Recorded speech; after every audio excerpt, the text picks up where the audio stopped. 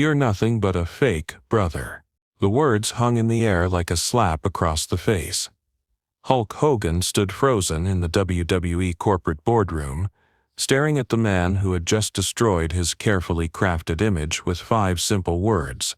Ric Flair, the Nature Boy, sat back in his leather chair with that trademark smirk, his $5,000 Rolex catching the light as he adjusted his custom-tailored suit. He had just done what nobody else in wrestling had the guts to do: call out Hulk Hogan's lies directly to his face in front of WWE management. But this wasn't just another backstage disagreement. This was the moment when wrestling's most authentic performer exposed wrestling's biggest fraud, and what happened next would shock everyone in that room. March 1993, WWE headquarters, Stamford, Connecticut.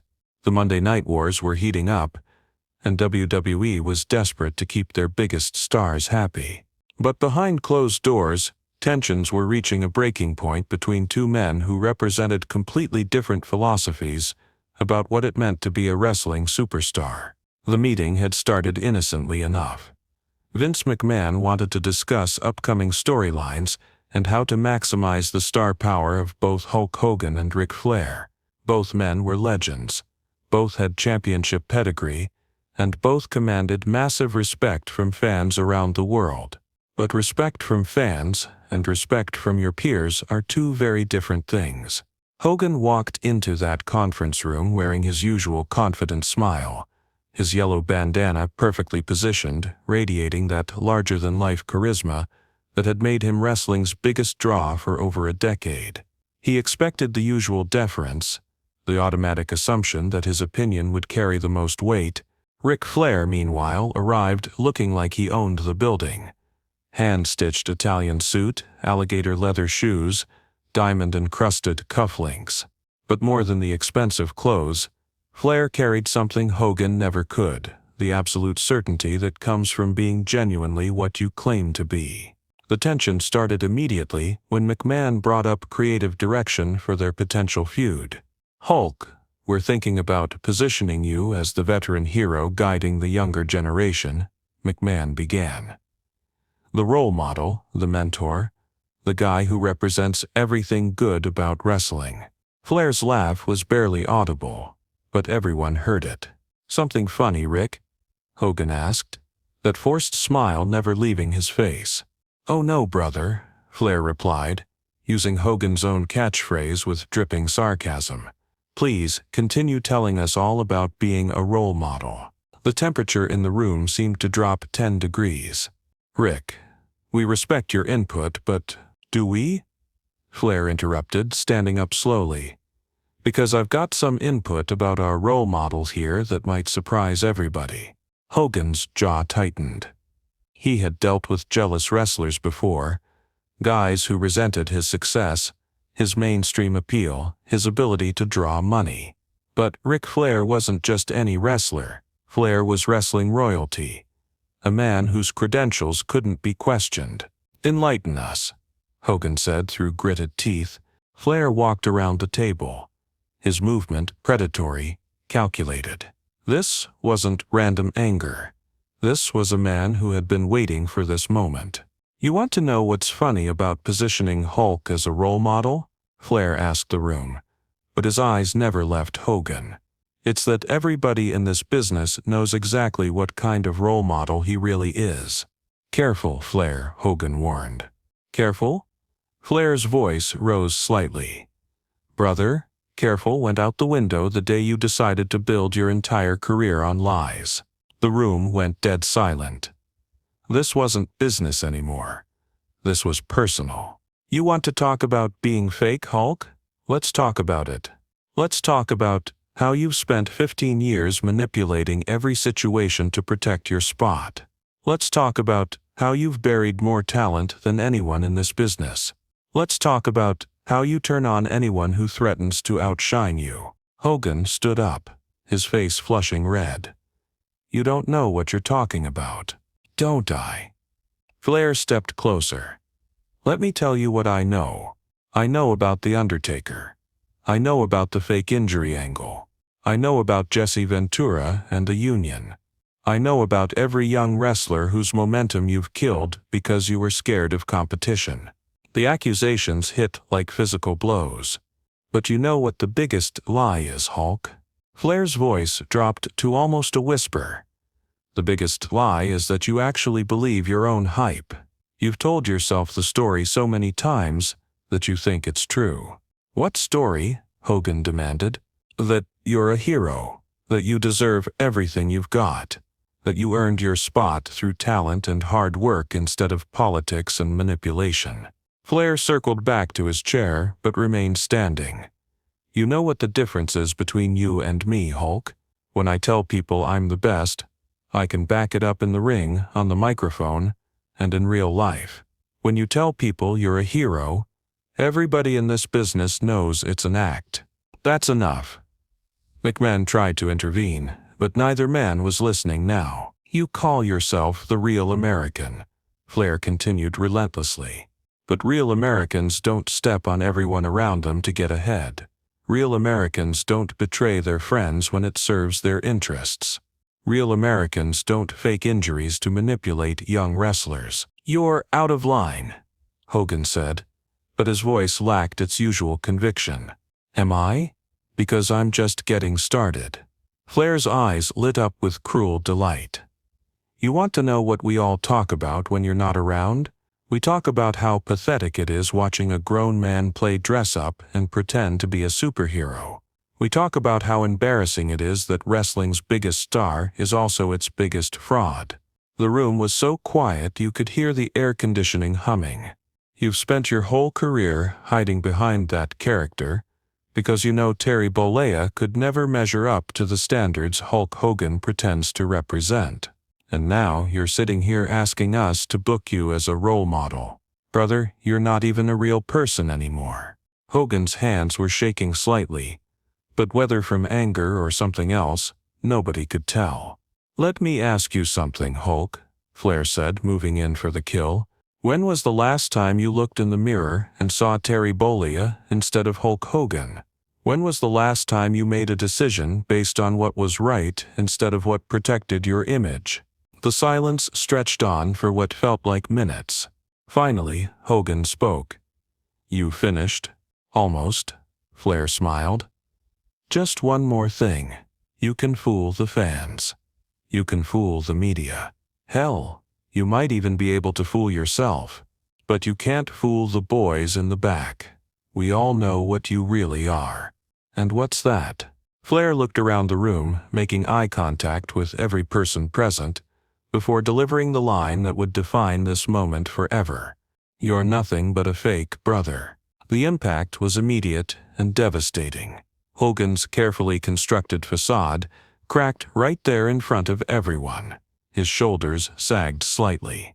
The confident smile disappeared. For just a moment, Terry Bollea was visible underneath the Hulk Hogan costume. But then, something unexpected happened. Instead of fighting back, instead of defending himself, Hogan did something that shocked everyone in the room even more than Flair's verbal assault. He laughed. Not a bitter laugh or a defensive laugh. A genuine laugh, like someone had just told him the funniest joke he'd ever heard. You know what, Rick? Hogan said, still chuckling. You're absolutely right. The room collectively held its breath. I am fake. My tan comes from a bottle. My muscles come from a gym and some chemical help. My catchphrases were written by other people. Hell, even my name isn't real. Flair's smirk faltered slightly. This wasn't the response he had expected. But here's what's not fake. Hogan continued, his voice gaining strength. The millions of kids who believe in doing the right thing because Hulk Hogan told them to, the families who come to wrestling shows together because Hulk Hogan gave them something to cheer for, the wrestlers who got their start because Hulk Hogan drew enough money to keep this business alive. Hogan stood up and walked around the table, mirroring Flair's earlier movement. You want to talk about real? Real is admitting that sometimes being fake serves a greater purpose. Real is understanding that some lies are more important than the truth. Real is caring more about the effect you have on people than protecting your own ego. The dynamic in the room had completely shifted. Flair, who moments earlier had seemed to hold all the cards, now looked like he was scrambling to regain his footing. "So yes, Rick, I'm fake. I'm the fakest man in this business. But my fake character has inspired more real heroes than your real personality ever will. My fake muscles have carried this company further than your real wrestling ability. And my fake smile has brought more joy to more people than your real arrogance ever could." Hogan stopped directly in front of Flair. "You call me fake like it's an insult. I call it the greatest compliment I've ever received. Because fake Hulk Hogan is a better man than real Ric Flair will ever be." The room erupted. Not in applause, but in stunned conversation as everyone tried to process what they had just witnessed. This hadn't been a victory for either man. It had been a revelation that redefined both of their legacies in real time. Flair, to his credit, nodded slowly.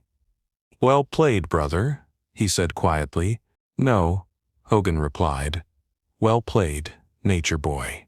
They shook hands, and in that moment, both men understood something fundamental about professional wrestling and about themselves. Sometimes, the most authentic thing you can do is admit that you're performing. Sometimes, the most real response to being called fake is to own it completely. McMahon, who had been watching this exchange with the fascination of someone witnessing history, finally spoke up. "Gentlemen, I think we just found our storyline. What happened in that boardroom became the foundation for one of wrestling's greatest feuds, but more than that, it became a masterclass in how true legends handle conflict." Flair had tried to destroy Hogan by exposing his artifice, but Hogan had turned that attack into a strength by embracing it. In the years that followed, both men would reference this moment as a turning point in their relationship and their understanding of what it meant to be a professional wrestler. Flair learned that authenticity sometimes means accepting that your opponent's methods are valid even when they're different from your own. Hogan learned that the best defense against being called fake isn't to deny it, but to explain why being fake sometimes makes you more real than anyone else in the room. The meeting ended with both men having more respect for each other than when it started, and WWE having witnessed one of the most honest conversations about the nature of professional wrestling that had ever taken place in a corporate boardroom. Years later, when asked about this confrontation, Flair would say, "That was the day I learned that being fake isn't the opposite of being real. Sometimes, it's the most real thing you can be." Hogan's response was simpler. "Rick called me fake, and he was right. That's why I was able to be Hulk Hogan for 30 years while he could only be Ric Flair." But the real impact of that confrontation extended far beyond that corporate boardroom. Word of the exchange spread quickly through the wrestling community, but not in the way anyone expected.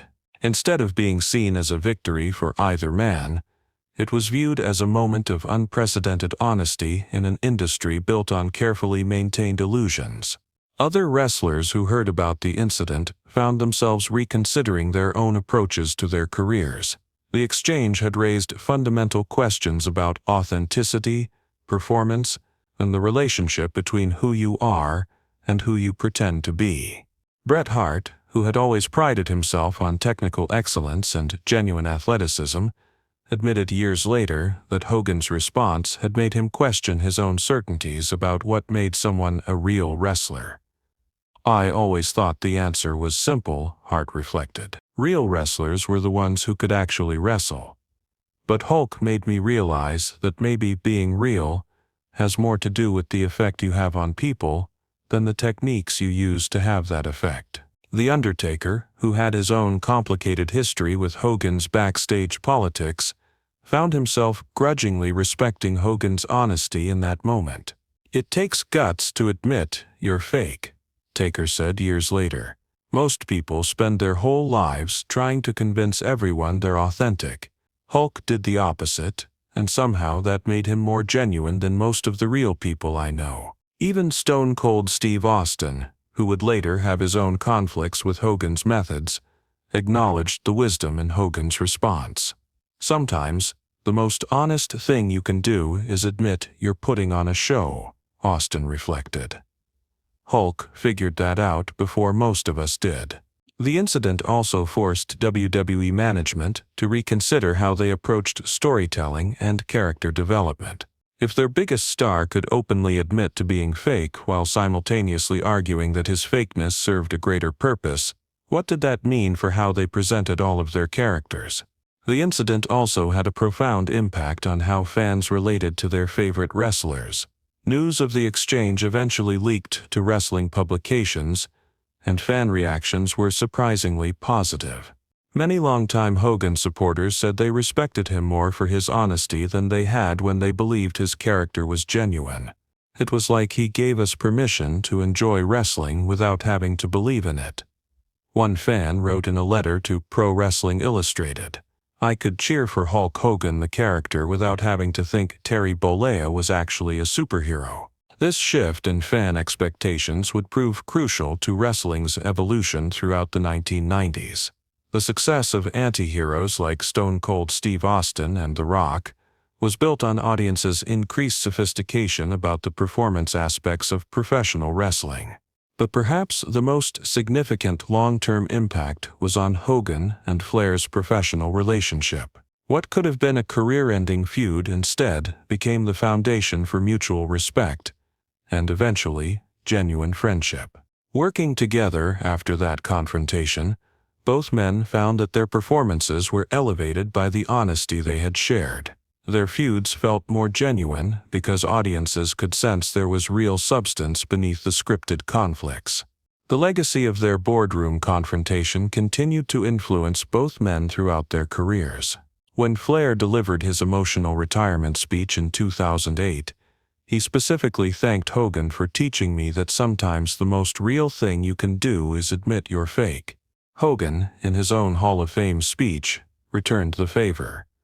Ric Flair called me fake, and it was the greatest gift anyone ever gave me. He forced me to stop apologizing for who I was and start celebrating what I could become.